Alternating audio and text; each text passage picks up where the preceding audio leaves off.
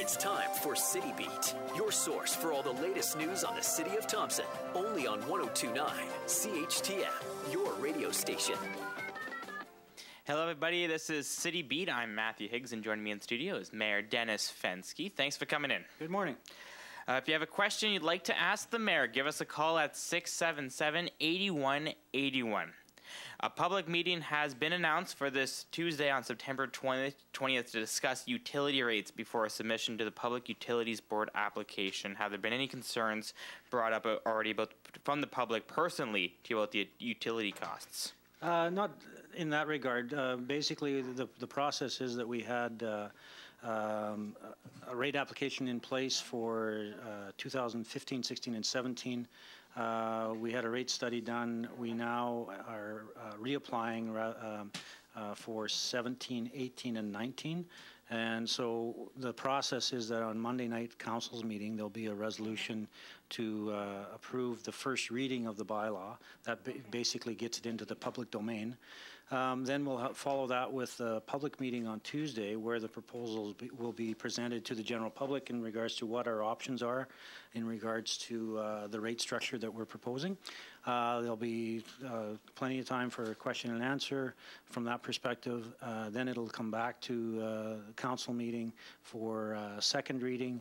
If more discussion is required, it will go back and then come back for third reading. If there is minimal discussion between the first and second reading, then we can pass the resolution to adopt the rate application second and third reading, and then it would go into the board for PUB board for review, and then we would hear probably by the end of the year if our rate application was approved or not. So you don't know the options yet?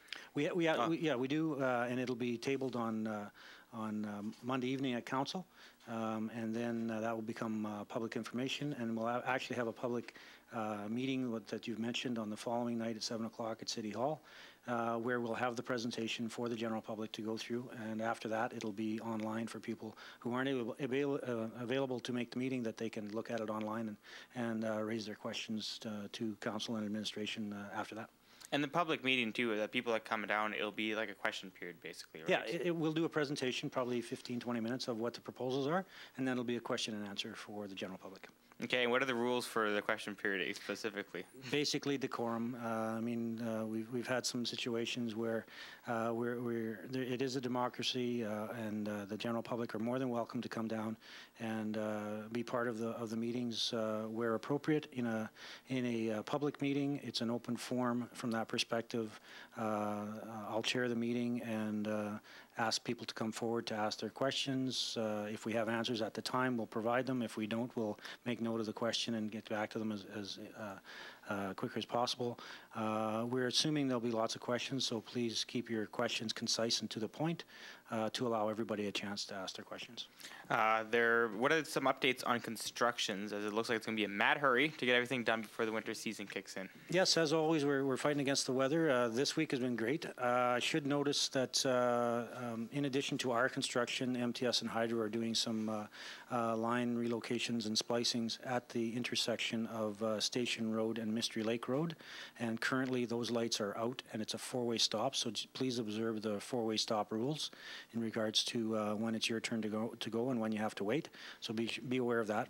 From our water main renewal project, we're on Station Road, and I believe all the connections are made, and now we're testing the connections to ensure that there's no leaks and that the quality of water being delivered is up to snuff.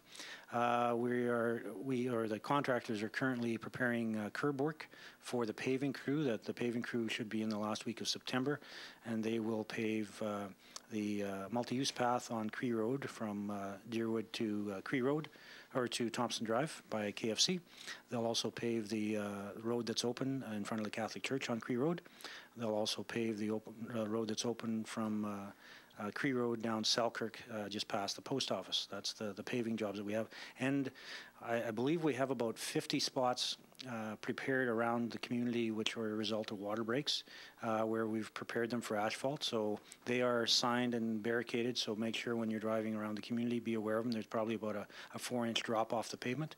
And so they're all prepped now and ready to go. And so as soon as the pavers get here, it'll be hurry up and go, as long as the weather lasts, to get it all done. Actually, there's a question about the actual construction. The entrance to Doug Source of Sports, actually, it's getting ripped up. I guess the sidewalk there. How much money is that costing? Well, the overall project that we're doing is the capital project is $3 million. I believe the sidewalk that they're referring to is on the opposite side of Doug's entranceway. That's where the multi-use path is going in, and that's cost shared with the province of Manitoba. The sidewalks on this side, if they are being ripped up for construction for the entryways, they'll be replaced. But the overall capital project is around $3 million for all the roadworks and walkways that are being done. Is there still a spot to park for it if you want to go to Doug's Source of Sports? Absolutely. There's a couple entrances, one off Juniper Drive. You can come down Juniper Drive behind the St. Joseph's Hall, and there's access there. There's also the back lane coming off of Hemlock if you're coming from the north side of town, off of Cree Road. So there's two access points to that parking lot that are open all the time. This Monday, you kicked off Pride Week. Actually, a few of you guys did. By putting a rainbow flag on right underneath the city's flag. It's continuing this weekend, including a march. Are you going to be participating at that march? The march, I'd like to, but I'm out of town for that. The march, I have participated in the past with the ceremonies and that. Just like to recognize the volunteers, the local Pride group. I understand they went through some organizational restructuring in regards to key volunteers leaving or not being part of it, and so the flag raising was well done, and we look forward to the celebrations on Monday as well. Yeah, you gave a great speech on Monday about the week and how it was held close to your heart. How much does it mean to you? Well, it's very personal. I have family members that remember the community, and I know the struggles that they went through in coming out, and it's always a struggle for everyone. But on the upside, I'd like to say that our community is an inclusive community, and more we're becoming more inclusive, and this is another step to recognize the diversity in our community and recognize everyone in our community that we're all members of our community, and we all have a right to act and behave in the manner that is lawful and culturally appropriate and things like that. But from our perspective, we're an inclusive community and we want to continue working that way. Last week I asked you about Councillor Collada going to the Travel Manitoba Northern Tourism Summit, and you said you haven't heard much about it then. Heard anything since? Well, actually, she was in transit last Monday for the meeting at Baker's Narrows, just south of Flin Flon, and so council meeting on this Monday. I'm assuming we'll have a report from that. From all reports I've had so far, it was a good meeting. Travel Manitoba was there. Mr. Chuck Davidson, the chair. And some good discussion, so I'm looking forward to hearing that report on Monday. Actually, yeah, with the council meeting on Monday, other than obviously this public meeting, the Public Utilities Board application, which will be taking place on Tuesday, what's going to be happening on Monday? What's on the agenda? There's some resolutions in regards to attending the AMM conference next month. There's obviously the first reading of the resolution for the rate review. And some minor housekeeping stuff as well. There's a few letters of correspondence that we'll read out. So far, a light agenda, but again, encourage all of the general public to come out. We meet every second Monday at 7 o'clock at City Hall, upstairs in the chambers. So now I got two questions from listeners beforehand. One of them, one of the promises the PCs made in the last provincial election was to decrease ambulance bills by 50%. Has this happened yet, and how has this affected the city's budget? That was an announcement by the current government to reduce the ambulance fees by 50%. There are 4 ambulance providers in the province: the City of Winnipeg, City of Brandon, City of Thompson, and I believe the City of Steinbach, but I'm not sure on that one. But there's 4 of us anyway that provide that service. And so we've been in preliminary discussions with the province of Manitoba. Nothing has changed to this point where the fees have been reduced, but I understand the province is putting together a plan to provide assistance to those that need the ambulance service in the cost that's currently in place. Has there or will there be cost-cutting measures implemented by the city so that the actual services provided by the TFES are not affected? No, basically it's a revenue stream, and currently it's a ballpark figure of around $500. It generates about about $1.5 million in revenues. From that perspective, we've made our position quite clear to the province of Manitoba that any reduction in those fees will need to be offset by either a grant from the province of Manitoba or other revenue replacements, because we have a robust fire and emergency services. Our ambulance calls are way above the average for communities. We are a dual service provider, and so that the people of this community in this region depend on the service. From the fee structure perspective, again, we'll be in discussions with the province so that it's a revenue neutral impact on the City of Thompson. The next one, a resident from Fox Bay, wants to know if the city has fixed that water main break. I guess there was a big one last winter, and apparently it caused some damage, especially with cars, especially with ice freezing over the tires. She wants to know if that if they can expect that the same to continue this year, the same deal. Yeah, the first part of the question, it was fixed last year, and it was a major break. It caused a lot of interruption to the residents in that area with water and freeze thaws and that type of thing. So, but in regards to water breaks, you really can't predict where and when they'll happen. We've fixed that portion of the pipe. Hopefully everything is good to go.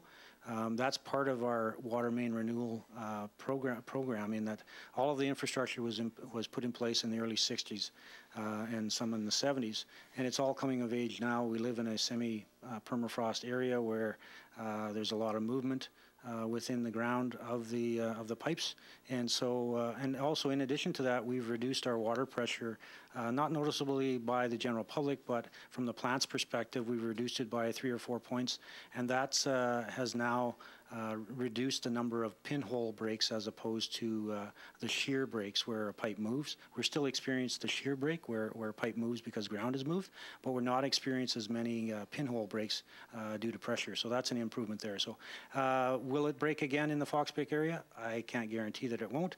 I'm hoping that it won't, and we can move forward. How many water main breaks usually go down, happen during the winter? We run between 100 and 150 breaks. That could be service or mains. And so when you look at 365 days a year, it's almost one every second day. That's where we live. That's the environment we're in. And again, going back to the water main renewal program, we're going to PVC piping, which is a little stronger, a little more flexible in regards to ground movement. It's a long process in replacing the infrastructure, but from our perspective, with the changes in the water pressure and some proactive work in replacing mains, we've seen a decrease in the number of breaks, so hopefully that trend will continue down. And one last thing, walk a mile in her shoes was last week. Who do you think looked better in high heels, me or you? Well, I'm not going to comment on the looking better. I think that I was a little more proficient than you, and maybe it's my experience in that I walked the walk 4 times before. But I noticed you were struggling and felt sorry. Yeah, absolutely. Felt sorry for you, and glad to see that you made it through. Big shout out to the North Stars again. They've been there every year. The kids are great, fantastic. A shout out to the RCMP who also participated, and all the other volunteers that made that walk happen. They raised over $10,000, which is great. It's a great cause, and look forward to it every year. I'd like to say that the station had a bet to see if I was going to fall, and I did not fall. So I think someone lost some money in this station. But yeah, it was a great event. Walking around her shoes. Yes, I did have some trouble though, as you said. But that's it. Thanks for stopping by again. Thank you. That's it for this edition of City Beat. Make sure to join us every Thursday at 11:30 to find out what's happening around the city and City Hall. For 1029 CHTM, I'm Matthew Higgs. City Beat will be back next Thursday morning at